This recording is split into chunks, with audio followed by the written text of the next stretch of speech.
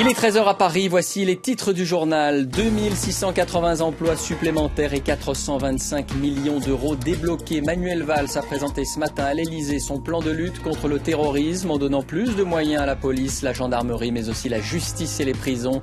Décryptage dans un instant. 2 semaines après les premiers attentats de Paris, les 4 hommes interpellés dans l'enquête ont été mis en examen et écroués. Ils sont soupçonnés d'avoir apporté un soutien logistique à Amédi Koulibaly. Le procureur de Paris a fait le point. Et puis nous tournons la page d'une violente récession. Barack Obama a vanté la nouvelle Amérique dans son discours sur l'état de l'Union. Obama place désormais la lutte contre les inégalités au centre de ses préoccupations. Vrai engagement ou simple illusion? Nous posons la question à l'invité de Paris Direct, le journaliste américain John Rick MacArthur.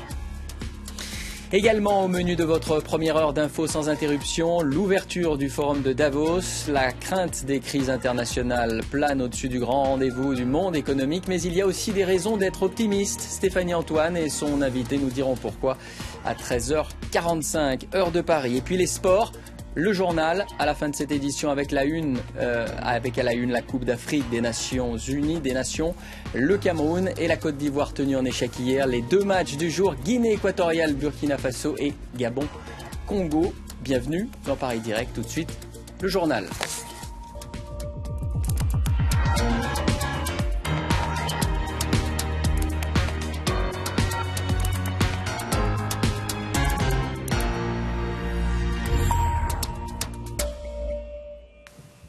Deux semaines après les attentats de Paris, Manuel Valls a donc présenté ce matin son plan de lutte contre le terrorisme. 2680 emplois et 425 millions d'euros seront débloqués sur 3 ans pour faire face à un défi toujours plus grand. Voici ce qu'il faut retenir des annonces avec nos confrères de France 3. 2 semaines, jour pour jour, après l'attentat contre Charlie Hebdo, Manuel Valls dévoile son plan de lutte contre le terrorisme pour faire face à une menace qui ne cesse de grandir. Ce sont près de 3000, je dis bien 3000 personnes à surveiller. Ce changement d'échelle, intervenu en peu de temps, impose, je l'ai dit la semaine dernière devant l'Assemblée nationale, de prendre des mesures exceptionnelles, et non pas d'exception, pour renforcer les services de l'État et pour asseoir nos moyens d'action. 2680 emplois vont être créés dans les 3 années à venir. Plus de 1000 de ces postes seront affectés aux services de renseignement pour prévenir la menace. Les magistrats et l'administration pénitentiaire seront eux aussi renforcés. Les policiers seront désormais mieux protégés. De nouvelles armes, de nouveaux gilets pare-balles et de nouveaux véhicules. La facture devrait s'élever à plus de 700 millions d'euros. Ces mesures d'urgence sont satisfaisantes. Maintenant, si on veut véritablement gagner en efficacité dans le travail de la police nationale, il va falloir aller plus loin et notamment modifier la manière de travailler des services. Manuel Valls veut simplifier le travail des policiers en matière de terrorisme. Écouter, suivre, repérer. Les autorisations devront être obtenues très rapidement. Lutter contre la radicalisation est aussi une priorité. En prison tout d'abord, où 60 aumôniers musulmans supplémentaires interviendront et où les détenus les plus radicaux seront placés dans des quartiers spéciaux. Sur Internet, enfin, la traque des recruteurs des filières djihadistes va être renforcée. Ces mesures devraient figurer dans le projet de loi sur le renseignement qui sera débattu début mars au Parlement. Autre conférence de presse donnée un peu plus tôt, donnée cette fois par François Molins, le procureur de Paris en charge de l'enquête sur les attentats de Paris. Il a annoncé la mise en examen des 4 hommes interpellés vendredi dernier. Ils sont en détention. Des chefs d'associations de malfaiteurs terroristes en vue de commettre des crimes d'atteinte aux personnes. C'est ce que nous appelons l'association de malfaiteurs terroristes criminels. Et pour l'un d'eux au surplus, des chefs de détention d'armes de catégorie A et B en bande organisée, en relation avec une entreprise terroriste, port ou transport par au moins 2 personnes d'armes de catégorie A et B en relation avec une entreprise terroriste et qui ont été tous placés en détention provisoire. Plus précisément, 3 ont été placés en détention provisoire conformément aux réquisitions du parquet et le 4e a fait l'objet d'une incarcération, d'une ordonnance d'incarcération provisoire dans l'attente du débat différé sur sa détention qui doit se dérouler en fin de semaine. Pour l'instant, c'est sur le volet Koulibaly que les enquêteurs semblent donc se concentrer. Amédi Koulibaly, qui avait été contrôlé et même identifié par la police quelques jours avant les attentats. C'est ce que révèle ce matin l'hebdomadaire Le Canard enchaîné. En plein Paris, c'est un contrôle de police plutôt banal. Le 30 décembre, les forces de l'ordre arrêtent une Seat Ibiza, une voiture de location, avenue Simon Bolivar, près du parc des Buttes-Chaumont. À l'intérieur, Amédi Koulibaly et Ayad Boumedienne. Les deux policiers interrogent le fichier central. Voici leur rapport, publié aujourd'hui par Le Canard enchaîné.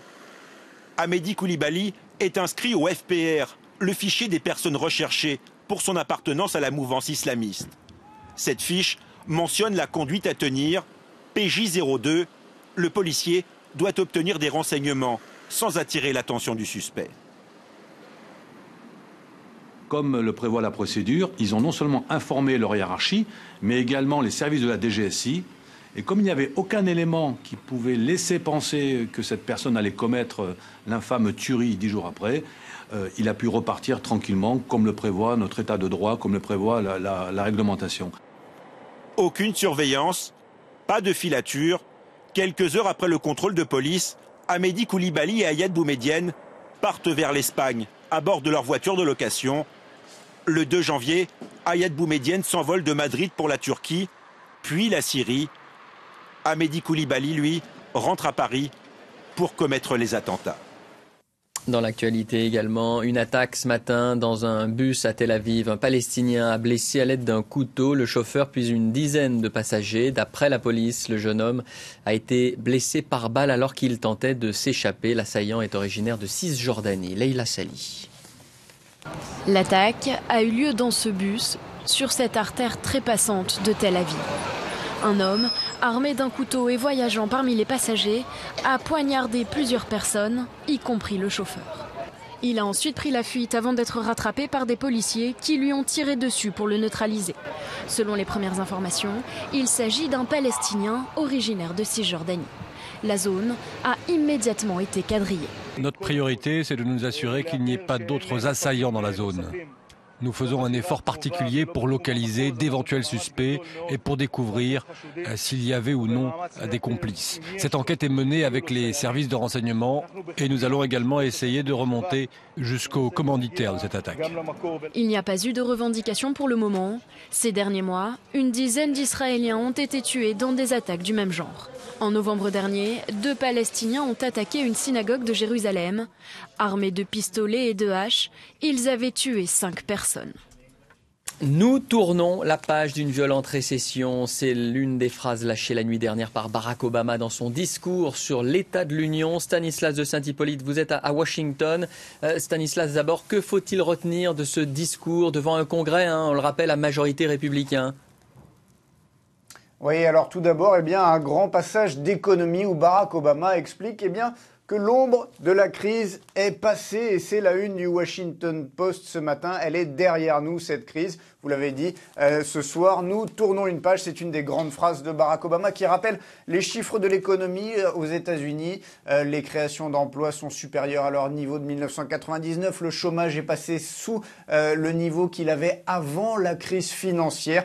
Que des bonnes nouvelles, explique Barack Obama. Et il faut désormais que tous les Américains ressentent ces bonnes nouvelles économiques et pour cela, les classes moyennes doivent bénéficier de nouvelles mesures. Barack Obama a proposé une série de nouvelles mesures, notamment lever le salaire minimum, essayer de créer ou d'améliorer les congés maladie, congés maternité, l'idée de rendre gratuites les 2 premières années d'université dans certains cas, fermer les niches fiscales à l'inverse pour taxer un peu plus ceux qui bénéficient déjà de cette embellie économique. Beaucoup de mesures donc pour la classe moyenne américaine et puis beaucoup d'annonces aussi faites en politique étrangère.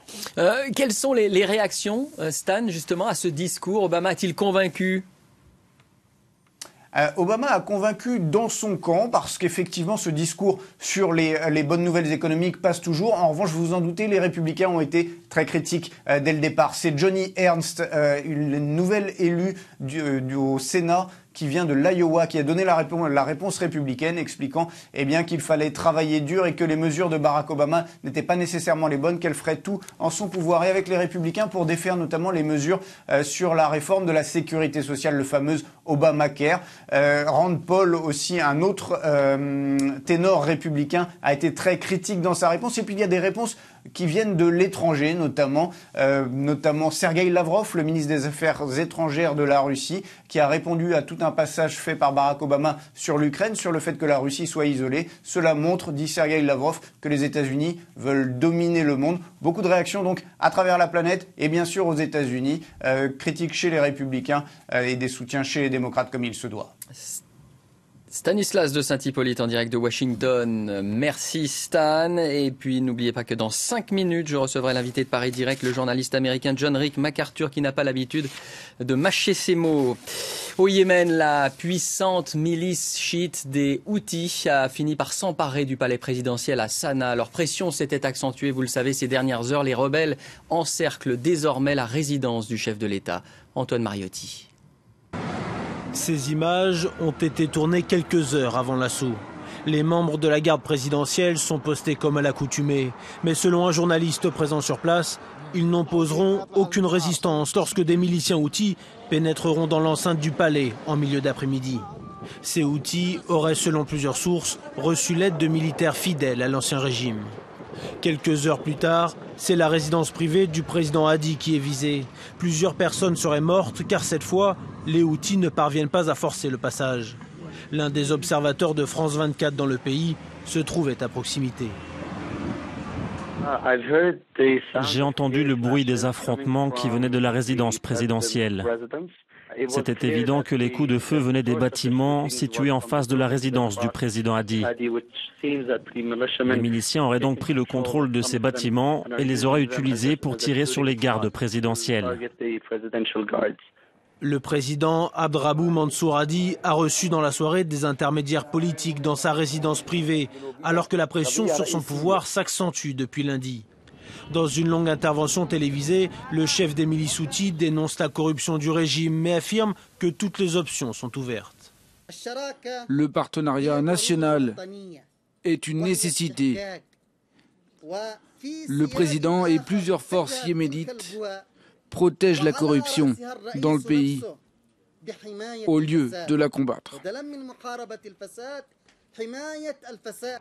Le palais présidentiel est donc désormais contrôlé par les rebelles Houthis, mais le chef de l'État n'a pas été destitué. Officiellement, les miliciens veulent protéger le palais. Devant cette situation extrêmement fragile, un journaliste présent sur place évoque un coup d'État, mais avec des fleurs.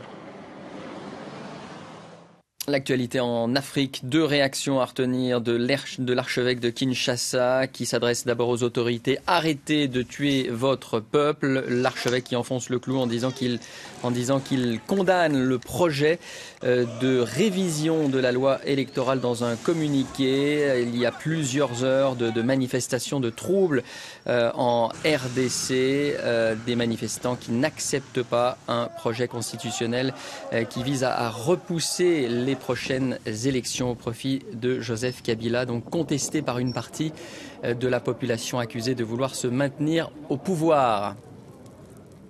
Boko Haram a revendiqué la sanglante attaque de la ville de Baga début janvier, alors que le Nigeria et ses voisins discutaient à Niamey des moyens d'unir leurs forces contre le groupe islamiste qui menace de déstabiliser la région. Une revendication qui n'est pas une surprise. De nombreux témoignages avaient été recueillis sur les atrocités commises par les combattants de Boko Haram.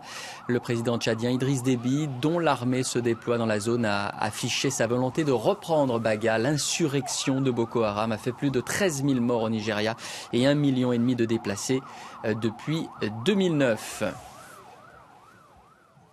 Il est 13h à Paris, 13h14, 2680 emplois supplémentaires, 425 millions d'euros débloqués. C'est l'un des titres à retenir. Manuel Valls a présenté ce matin à l'Elysée son plan choc de lutte contre le terrorisme en donnant plus de moyens à la police, la gendarmerie, mais aussi la justice et les prisons. 2 semaines après les premiers attentats de Paris, les 4 hommes interpellés dans l'enquête ont été mis en examen et écroués. Ils sont soupçonnés d'avoir apporté un soutien logistique à Amédi Koulibaly. Le procureur de Paris a fait le point ce matin. Et puis nous tournons la page d'une violente récession. Barack Obama a vanté la nuit dernière la Nouvelle-Amérique dans son discours sur l'état de l'Union. On va en reparler dans un instant. Le discours de l'état de l'Union, justement, le premier devant un congrès à majorité républicaine. Pour en parler, John MacArthur. Bonjour, vous êtes le directeur du Harper's Magazine, l'une des plus anciennes revues américaines. Merci d'être parmi nous en duplex. Obama vous a-t-il convaincu sur le travail accompli, sa vision du monde, ses préoccupations sociales, vous qui l'avez écorché dans votre livre « L'illusion Obama ». Non, il ne m'a pas convaincu et je n'ai pas trouvé son discours convaincant, mais en revanche, il faut dire qu'il fait une très bonne imitation de Ronald Reagan qui disait notamment il y a 30 ans qu'il était matin, c'était le matin en Amérique, c'était l'aube et qu'il ne fallait pas se décourager. Alors, côté sentimental, rhétorique, c'était un discours réussi, bien que ça soit détaché de la réalité politique, parce que bien sûr, il vient de perdre sa majorité au Sénat, donc il est confronté maintenant avec deux chambres du Congrès hostiles à son soi-disant programme progressiste. Il y a beaucoup de gens, dont moi, qui disputent, qui sont pas d'accord du tout avec les origines de Barack Obama. S'il avait exprimé ses sentiments d'hier soir, il y a 5 ans, ça aurait été plus convaincant parce que là, on était en pleine crise. Mais maintenant, on est dans une situation où les salaires moyens sont figés. Alors, il y a un écart entre les riches et les pauvres. Justement. Croissant. Le taux de chômage, regardons les chiffres, le taux de chômage est tombé à 5,6% en décembre alors qu'il avait atteint 10% au plus fort de la crise que vous évoquiez. La crise est terminée, les classes moyennes doivent s'enrichir. C'est un bon programme, non ? Non, mais c'est absolument détaché de la réalité parce que la réalité de l'homme et de femmes moyens en Amérique, c'est le désespoir pour beaucoup de gens. On travaille beaucoup plus pour moins d'argent. Parce que, comme je vous ai dit, il y a ce phénomène où le chômage baisse, mais les salaires ne s'augmentent pas. Donc, comment vous l'expliquez concrètement ?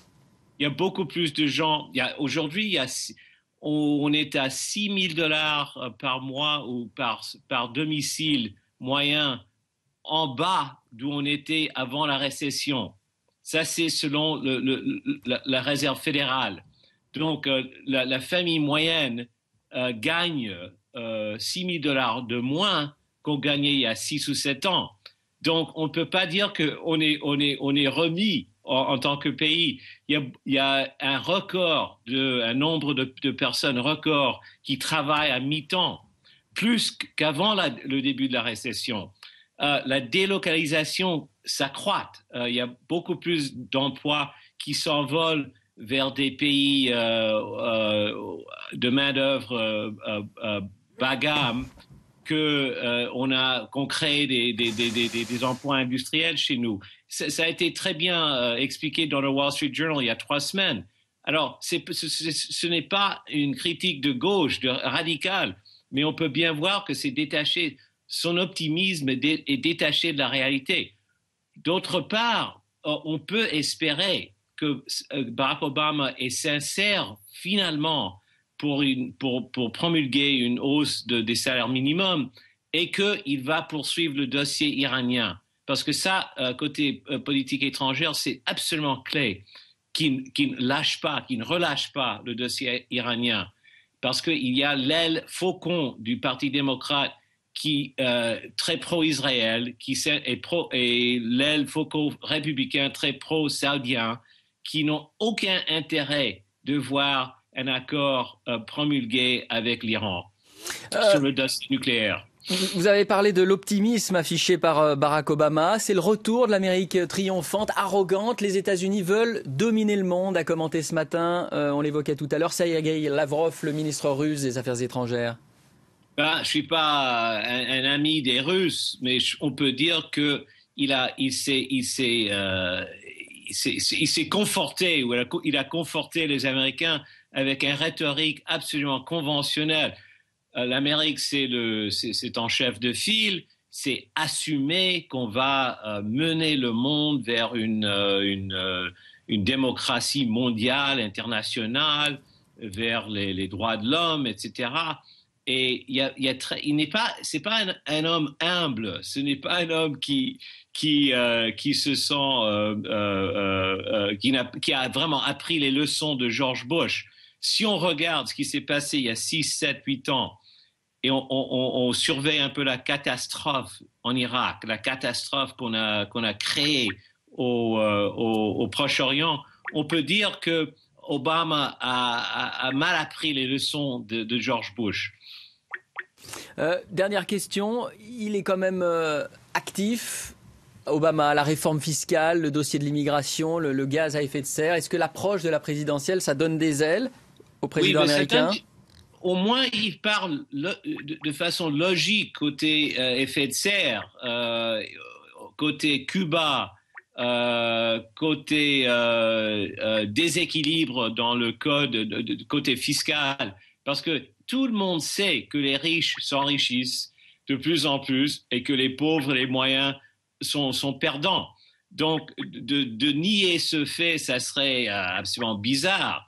Mais il n'a pas les moyens de résoudre le problème. Il n'a plus de majorité au Congrès. Alors qu'il l'avait il y a 5-6 ans, il aurait pu promulguer toutes les réformes qu'il a suggérées, qu'il a avancées hier soir, ou la plupart des réformes. Alors que maintenant, on voit que Wall Street est en hausse. Les lobbyistes de Wall Street que Obama vient de critiquer dans son discours, vient d'enlever des protections déjà trop faibles contre les produits dérivés, l'échange des produits dérivés qui nous a mené à la crise en 2007, par exemple. Ils ont permis maintenant aux riches de faire encore plus de donations sur les campagnes électorales. Il y a une revanche en cours des riches, alors que Obama prétend que tout a été résolu il y a 6-5 ans. C'est pas du tout résolu, la guerre entre les classes, la guerre entre riches et pauvres. Merci. Etc. Merci John MacArthur, toujours pas convaincu par Barack Obama en direct de New York.